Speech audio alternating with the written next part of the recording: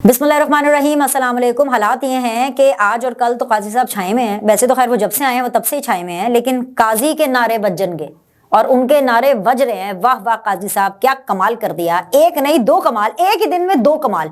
ये कैसे कर सकते हैं, लेकिन ये कर दिया उन्होंने। क्या किया है इस सब की डिटेल्स इस वीडियो में। लेकिन सबसे पहले मैं आपको बताऊं कि सीजन है सर्दी का, मगर रेफरेंस का भी सीजन है। एक रेफरेंस मैंने आपको पिछली वीडियो में बताया था कि 190 मिलियन पाउंड वाले मामले में, वो अलकादिर ट्रस्ट के मामले में हुआ है। 7 लोगों के खिलाफ रेफरेंस दायर हुआ है। आज की ताजा खबर ये है कि वो जो स्पेन वाला भगौड़ा बेटा है ना, उसकी मजीद करतूतें सामने आई हैं। और जो चौधरी परवेज इलाही साहब हैं, उनका भी पता चला है कि माशाल्लाह उनके बुढ़ापे में क्या परफॉर्मेंस रही है। उम्र के इस हिस्से में जब लोग अल्लाह अल्लाह करते हैं, जब ज्यादातर लोग का फोकस ये होता है कि अब वो एक सर्टेन एज क्रॉस कर चुके हैं, भरपूर जवानी, एक फुल लग्जूरियस लाइफ उन्होंने जी है, तो अब इस उम्र के अंदर वो कुछ आवाम के लिए फलाह बहबूद का काम करें और उसी के लिए अपनी जिंदगी को मख्तस कर दें। लेकिन पता चला कि चौधरी परवेज इलाही साहब का इस उम्र में भी ऐसा कोई प्लान नहीं था। गुजरात फंड्स में, यानी गुजरात के अंदर जो भी तरक्याती काम हो रहे हैं, जो भी हो रहे हैं, जो भी अव्वल तो अभी तक पाया तकमील तक नहीं पहुंचे, लेकिन जो भी ये फंड्स लिए गए गुजरात फंड्स, उनमें 1 अरब 20 करोड़ की किक बैक्स, क्या रिश्वतें भाई, किक बैक्स उसका अच्छा लफ्ज है।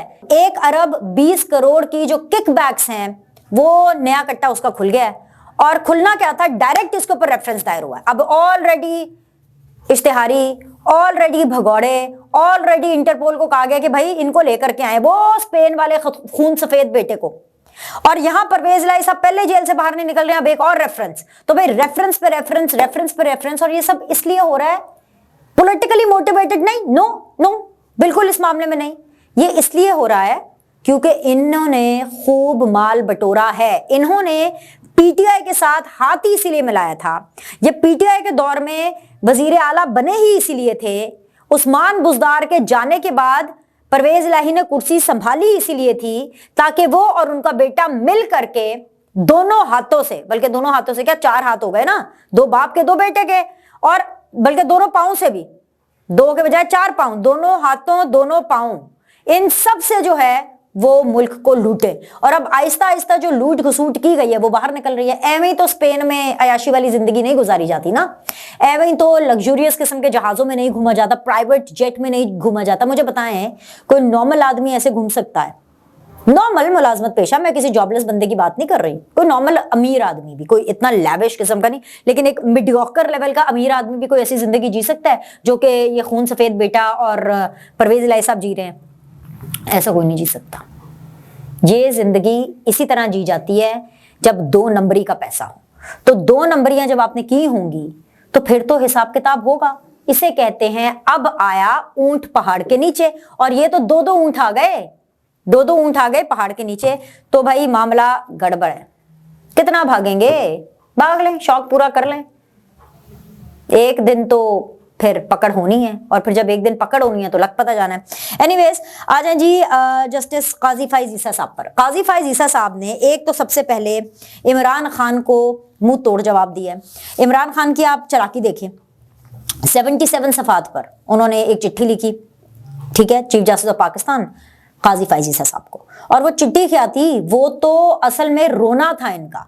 पहले तो 77 पेजेस का, 77 सफात का एक कथारसिस किया उन्होंने कि हमें लेवल प्लेइंग फील्ड चाहिए, मिलॉर्ड आप हमारा साथ दें, हम बेचारे, हमारे साथ जुल्म हो रहा है, जुल्म के पहाड़ तोड़े जा रहे हैं, आप हमें लेवल प्लेइंग फील्ड दें, आप एजेंसियों को मना करें, हमारी जो खिलाफ कानून गिरफ्तारियां हो रही हैं, बिला वजह गिरफ्तारियां हो रही हैं, पार्टी से उसका निशान लिया जा रहा है, पार्टी खत्म हो रही है, पता नहीं क्या क्या क्या। ओ गॉड, आई मीन इतना रोना, इतनी शिकायतें, मतलब बंदा खुद ही शर्म कर लेता है कि मैं लिख किसको रहा हूं। उस चीफ जस्टिस से मैं मदद मांग रहा हूं और उस चीफ जस्टिस को मैं शिकायतें दे रहा हूं जिसका रास्ता रोकने के लिए मैंने जमीन आसमान एक कर दिए थे।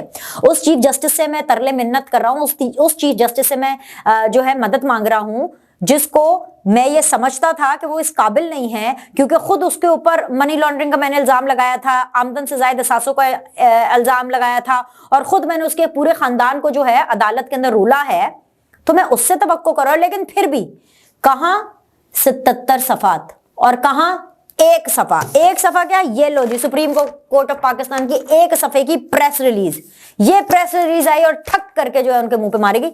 और ये प्रेस रिलीज भी बड़े मजे की बात है, जो 77 सफात लिखे गए खान की तरफ से, उसमें ना नीचे इमरान खान का साइन है, ना इमरान खान का उसमें नाम है। उन्होंने ये जो कारतूस चलाया, ये कारतूस इंतजार हुसैन पंचोता ने कोरियर किया, सिर्फ कोरियर के ऊपर इंतजार हुसैन पंचोता का नाम था, जो कि जाहिर सी बात है इनकी लीगल टीम में से है।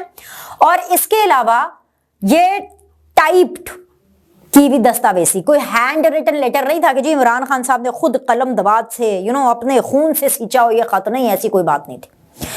चीफ जस्टिस ऑफ पाकिस्तान ने भी इसका बहुत सुथरा जवाब दिया, और जवाब chief justice of Pakistan Qazi Faez Isa ने भी साइन करके नहीं दिया, बल्कि डॉक्टर मोहम्मद मुश्ताक अहमद, सेक्रेटरी बराए चीफ जस्टिस ऑफ पाकिस्तान, उन्होंने इसका जवाब दिया। चीफ जस्टिस ऑफ पाकिस्तान ने इमरान खान साहब को उनकी जगह दिखाई कि भाई ये आपकी जगह है, ये आपकी वैल्यू है, हमें पता है कि हमारा क्या काम है, आपको कोई जरूरत नहीं है कि आप इस किस्म की चलाकियां लगाएं। वो कहते हैं ना 100 सुनार की 1 लोहार की, तो 77 खान की 1 काजी की, समझ आ गई।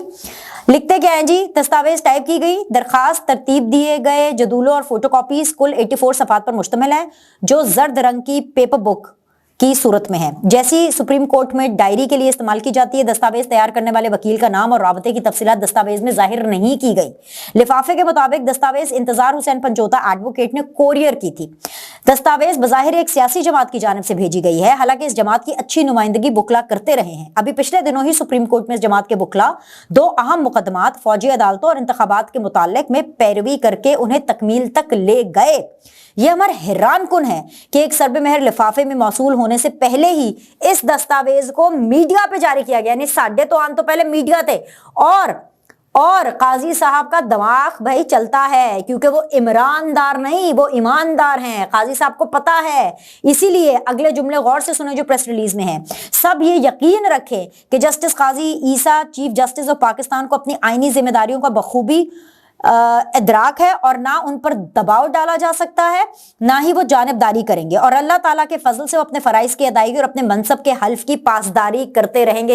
ए जी इत्थे पे जे तो आजे 77 सफात, समझ आई है। हर चीज का ना कोई तरीका होता है, हर चीज का कोई एसओपी होता है। ऐसे मुंह चुक के होंगे आप इमरान खान भाई अपने घर में होंगे, खैर अब तो घर के भी काबिल नहीं रहे, अपनी जेल में होंगे, अडयाला में आप इमरान खान होंगे। काजी साहब के लिए आप कोई इमरान खान नहीं है क्या आप अपना मुंह हिलाएंगे, टाइप की हुई चीजें काजी साहब के पास पहुंच जाएंगे और काजी साहब ठक ठक। ये तो उनकी बड़ी मेहरबानी है काजी साहब की कि according to the book by the book चलते हुए उन्होंने आपको फिर भी अपने सेक्रेटरी के लिए जवाब दिया कि रुको जरा, ठहरो जरा, अपनी जगह पे रहो, चादर से बाहर ना निकलो। ओके, आ जाए जी आखिरी और सबसे अहम मुद्दे पे। पाकिस्तान तहरीके इंसाफ, पाकिस्तान पीपल्स पार्टी को मुबारक हो, मुबारक हो, मुबारक हो। इमरान खान सिलेक्टेड वजीर आजम, राइट, याद है ना बिलावल भुट्टो ने कहा था I congratulate and welcome prime minister select, ठक ठक ठक ठक, तब तो सबने डेस्क बजाए थे इंक्लूडिंग इमरान खान साहब। अब इमरान खान साहब को लगा कि शायद प्राइम मिनिस्टर सिलेक्ट होना बहुत अच्छी बात है, इसलिए उन्होंने चेयरमैन भी सिलेक्ट कर दिया, इलेक्ट नहीं किया, सिलेक्ट किया। और कैसे सिलेक्ट किया कि खुफिया वोटिंग, जहां पे वोटिंग हो रही है पोलिंग का मुकाम भी खुफिया रखा। क्यों खुफिया रखा? कहीं हमारे बंदों को अरेस्ट ना। ओ भाई बंदे हैं कौन से बंदे जो अब अरेस्ट होंगे? अच्छा चले मान लिया आपने खुफिया रखा उसका वोटिंग करने का जो पूरा सिस्टम था, और क्योंकि आप लोग को गिरफ्तारियों का खदशा था, लेकिन पहले ही यहां इमरान खान साहब ने कैंडिडेट अनाउंस किया कि जी मेरी जगह पे गौहर खान, जिनका ताल्लुक पाकिस्तान पीपल्स पार्टी से रहा है, राइट, जैसे लतीफ खोसा साहब का है, जैसे एतजाज एहसन साहब का है, जैसे वो कौन से हैं यार, वो जो क्या नाम है यार वो इस वाले वकील का, वो समझ तो गए हैं ना आप, वो जो चौथे वकील हैं जो इनके वाइस प्रेसिडेंट भी हैं, समझ आ गई है ना, उनका नाम ही दिमाग से निकल गया, देख लो ये हाल है। अच्छा एनीवेज, तो भाई ये जो तमाम लोग हैं इन सब का ताल्लुक पीपल्स पार्टी से है या रहा है, तो ऐसे में पीटीआई तो पीपल्स पार्टी की हो गई।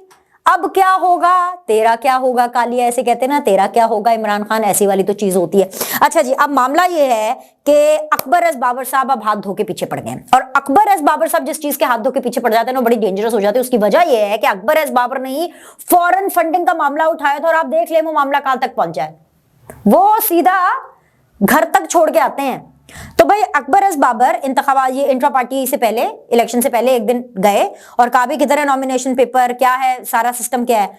कोई नहीं, ना बंदा ना बंदे से ज्यादा लोगों ने कहा हमें क्या पता, यहाँ पे कुछ नहीं। अकबर एस बाबर ने रौला डाल दी, उसने कहा मैं हाई कोर्ट भी जाऊंगा, मैं सुप्रीम कोर्ट भी जाऊंगा। तो भाईजान गौहर खान साहब चेयरमैन सेलेक्ट, मुबारक हो आपको। पता नहीं कितने दिनों के लिए हैं, पता नहीं कब तक हैं, लेकिन असल फैसले अभी भी इमरान खान लेंगे। वो बीच में अपने ऑर्डर जारी करेंगे और सिर्फ इमरान खान साहब के ऑर्डर्स पर इंप्लीमेंट होगा। मगर अकबर एस बाबर इन 2 नंबर इलेक्शंस पर, इन बोगस इलेक्शंस पर एक्शन लेने वाले हैं और ये भी पीटीआई को बहुत महंगा पड़ेगा। इस हद तक महंगा पड़ेगा कि बल्ले का निशान भी छीना जा सकता है। लाइक करें, सब्सक्राइब करें, आपसे अगली वीडियो में मिलते हैं।